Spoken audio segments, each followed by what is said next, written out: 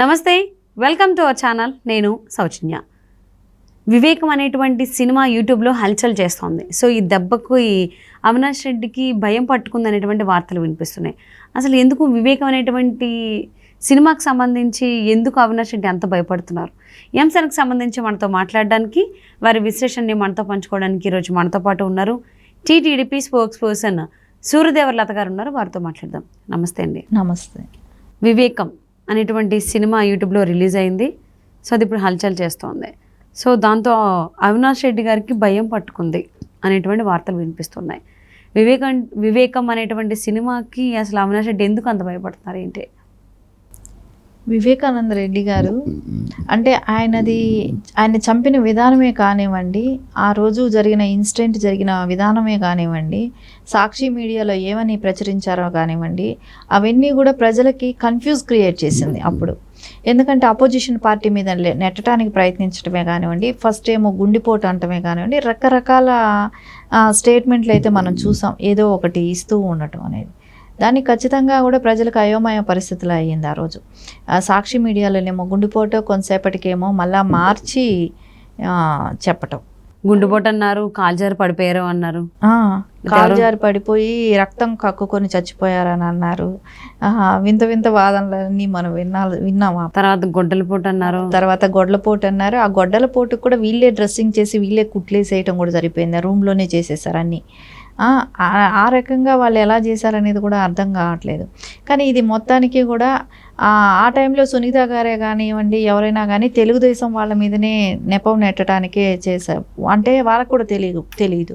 ఎందుకంటే జగన్మోహన్ రెడ్డి చుట్టాలే ఇలాంటి అవినాష్ రెడ్డి ఇలా వీళ్ళే చేస్తారనేది వాళ్ళకి ఒక నమ్మకం లేదు. కాబట్టి ఆయన చేసి ఎక్స్పెక్ట్ చేయరు కదా, చేయం కదా, ఫ్యామిలీ మెంబర్స్ మీద ఎక్స్పెక్ట్ చేయరు. నమ్మిన వాళ్ళే మోసం అంటే డ్రైవర్ కావచ్చు, పర్సనల్ సెక్రటరీ వాళ్ళు కావచ్చు, ఎవరిని వాళ్ళే అట్లా చేస్తారని ఎవరిని గెస్ట్ చేయలేదు. కాబట్టి ఖచ్చితంగా అపోజిషన్ పార్టీ అనేది వాళ్ళు ఆ రోజు చెప్పటం జరిగింది.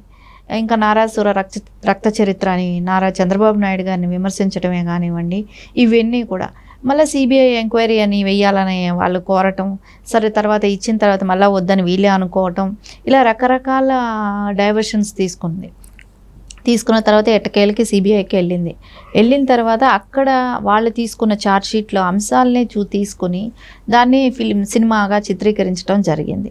కానీ దాన్ని చూసినంతసేపు కూడా నేచురల్గా ఇలాగే జరిగింది అనేటట్టు. ఎందుకంటే దానిలో ఇన్వాల్వ్ అయిన వాళ్ళు కూడా ఇచ్చిన స్టేట్మెంట్, వాళ్ళు ఏదైతే ఇచ్చారో డైరెక్టర్కి ఇన్పుట్, దాన్ని పెట్టి ఆయన సినిమా చేయటం జరిగింది. కాబట్టి ఖచ్చితంగా వాళ్ళకి ఒకటి ఎంత అంటే మనం చూస్తున్నంతసేపు ఆ సబ్జెక్ట్లో లీనమైపోయేటట్టు ఉంది. అంటే ఇలా జరిగిందా అనేటట్టు మిలియన్ వ్యూస్ కూడా వచ్చాయి. యూట్యూబ్లో రిలీజ్ అయినా కూడా చాలా జనాలకి బాగా దగ్గరగా వెళ్ళిపోయింది. అందరూ చూస్తున్నారు కూడా బాగా విపరీతంగా. అలా అంటే ఇలా ఫ్యామిలీ మెంబర్సే అంటే అధికార దాహం కోసం ఇలా చేస్తారా అంటే ఒక ఎంపీ సీట్ కోసమే కానివ్వండి, కుటుంబం మీద ఆధిపత్యానికే కానివ్వండి, ఈ రకంగా దీనిలో ఇన్వాల్వ్మెంట్ ఉండి చేశారా అనేది అందరికీ తేటతెల్లం అయిపోయింది. ఇప్పుడు ఏదేమైనా కూడా జగన్మోహన్ రెడ్డి హూకిల్ బాబాయ్ అనే దానికి సమాధానం చెప్పుకోలేని పరిస్థితిలో ఉంది. ఆయన వెళ్ళిన సభల్లో కూడా ఆయన ఏం మాట్లాడుతున్నాడో కూడా తెలియక, అంటే ఒక సీఎంగా నేను ఫెయిల్యూర్ అనేది ఆయన అంతటా ఆయనే చెప్తున్నాడు. చిన్నాన్నను చంపింది ఆ దేవుడికి తెలుసు, కడప జిల్లా ప్రజలకు తెలుసు అని చెప్పి మాట్లాడుతున్నాడంటే ఖచ్చితంగా మనకు అందరికీ అర్థమవుతూనే ఉంది జగన్మోహన్ రెడ్డి ఎంత కన్ఫ్యూజ్లో ఉన్నాడో ఇప్పుడు. ఎందుకంటే ప్రజలకు అందరికీ తెలిసిపోయింది. దీన్ని ఎట్లా మనం మాఫీ చేయగలుగుతాం, దీన్ని ఎలా మనం మార్చి డైవర్ట్ చేయగలుగుతాం అనేది అర్థం కావట్లేదు. అవినాష్ రెడ్డిని ఎందుకు అంత వెనకేసుకొస్తున్నాడో కూడా అర్థం కావట్లేదు. అవినాష్ రెడ్డిని అంత వెనకేసుకొస్తే రేపు పొద్దున ఒకవేళ ఆయన ఒపీనియన్లో ఒకవేళ అవినాష్ రెడ్డి దొరికి ఒకవేళ రేపు ఆయన విచారించినప్పుడు ఆయన ఏమైనా వీళ్ళ పేర్లు చెప్పాల్సిన అవసరం ఏదైనా ఉంటుందా? సో వీళ్ళు కూడా ఏమైనా ఇన్వాల్వ్ అయినారా? రేపు మన పేర్లు కూడా బయట వస్తాయి. అందుకని అవినాష్ రెడ్డిని సేవ్ చేస్తున్నారా? ఆయన ఇట్లా చెప్పున్నాడేమో అవినాష్ రెడ్డి, రేపు నేను వెళ్తే మీ పేర్లు కూడా బయట పెట్టాల్సి వస్తుందని ఏమైనా చెప్పాడా? ఇవన్నీ చూస్తుంటే కూడా మనకు కన్ఫ్యూజ్ అనేది ఆయనకి బాగా ఉంది. ఈ హూకిల్ బాబాయ్ అనేది ఇప్పుడు ఆయన ఎక్కడ పాదయాత్రకి వెళ్ళినా కూడా దాని గురించి చెప్పుకోలేని పరిస్థితిలో ఉన్నాడు. వివేకానంద గారిని ఎవరు చంపారనేది చెప్పుకోలేని పరిస్థితిలో ఉన్నాడంటేనే అర్థమవుతుంది ఆయన ఎంత కన్ఫ్యూజ్లో ఉన్నాడో, ఆ సినిమా కూడా ఎంత ప్రభావం చేసిందో ప్రజల మీద అనేది కూడా. అంటే దస్తగిరి అప్రూవర్గా మారడంతో ఆయన ఎవరెవరు ఇన్వాల్వ్ అయ్యారు, ఎవరు వచ్చారు, ఏం చేశారని ఆయన చెప్పడం జరిగింది. సో వాళ్ళు చెప్పిన తర్వాత కూడా అందరూ ఇది కడప ఎంపీ అవినాష్ రెడ్డి గారి పైనే అందరిది టార్గెట్ ఉంది. అంటే ఈవెన్ సిబిఐ కూడా ఛార్జ్షీట్లో ఆయన పేరు పొందుపరచడంతో సో అందరూ ఆయనే అనుకున్నారు. ఆయన్ని జగన్మోహన్ రెడ్డి వెనకేసుకుని రావడం, సునీత ఎన్నిసార్లు చెప్పినా సరే, ఎన్నిసార్లు అడిగినా కానీ సరిగ్గా స్పందించకపోవడం కూడా ఇదే టెన్షన్ కారణం అంటారా అవినాష్ రెడ్డికి? ఖచ్చితంగా అదే అవకాశం ఉంది.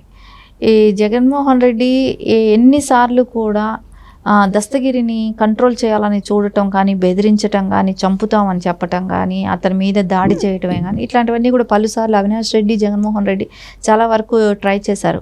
ఎక్కడ కూడా ఆయన అప్రూవల్గా మారిపోవటం, అతను మొత్తం స్టేట్మెంట్ అంతా ఇవ్వటం, తర్వాత మీడియా ముఖంగా కూడా జరిగిన విషయాలు చెప్పటం, సో వాళ్ళ నాన్నగారిని అరెస్ట్ చేయించటం, ఇట్లాంటివన్నీ కూడా జరిగాయి. దస్తగిరి వాళ్ళ ఫాదర్ని కూడా.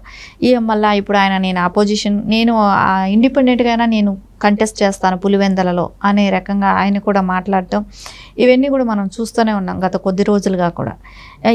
దస్తగిరి నుంచి వచ్చిన ఇన్పుట్స్ కూడా సినిమాకి కొంచెం పనికొచ్చాయని అనిపిస్తుంది.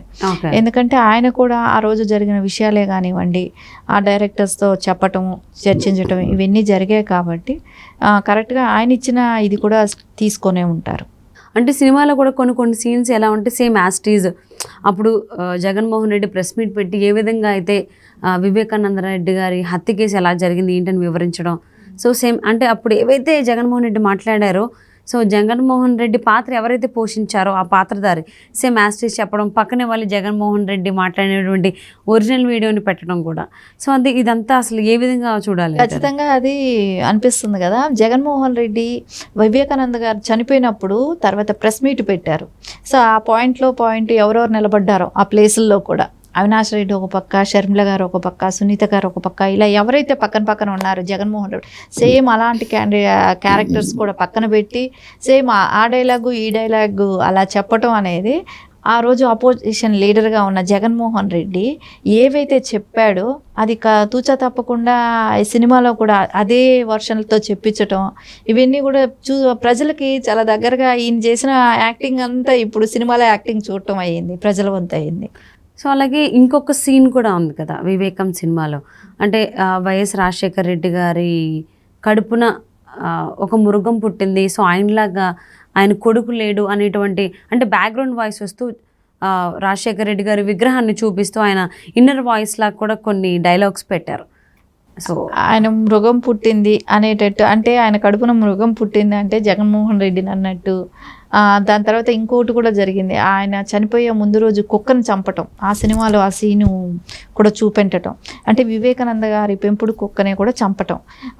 అంటే అది వస్తే నెక్స్ట్ డే ఈయనను చంపేటప్పుడు అది అరవటమో ఎలాంటినా ఇది చేస్తుంది, వాళ్ళ మీద దాడి చేస్తుందో, ఇలాంటివన్నీ వాళ్ళు ముందే గెస్ చేసి ఆ కుక్కను కూడా చంపటం జరిగింది. ఇవన్నీ కూడా సినిమాలో కూడా చూపెట్టడం జరిగింది. అది టీజర్లో ముందే వచ్చింది ఆ కుక్క దీనిది. ఖచ్చితంగా ప్రతి అంశం కూడా వాళ్ళు తీసుకొని డీటెయిల్డ్గా సినిమా చేయటం జరిగింది. సో అంటే అంత డీటెయిల్డ్గా అంటే కళ్ళకు కట్టినట్టుగా సీన్ రీక్రియేషన్ ఎలా అయితే చేస్తారో కొన్ని క్రైమ్ సీన్స్లో, కేసెస్లో అలా చేశారు అనుకోవచ్చు అంటారు అయితే వివేకం సినిమాకి సంబంధించి? ఖచ్చితంగా వాళ్ళైతే సీన్ టు సీన్ వీళ్ళు ఏవైతే ప్లాన్ చేశారో, ఏవైతే చేశారో అవి సీన్ టు సీన్ అట్లాగే దింపేశారు. ఓకే. సో అందుకే ఎందుకంటే వివేకం అనేటువంటి సినిమా చాలా రియాలిటీకి దగ్గరలో ఉంది కాబట్టి అందరిలోని టెన్షన్ మొదలవుతుంది అనుకుంటా.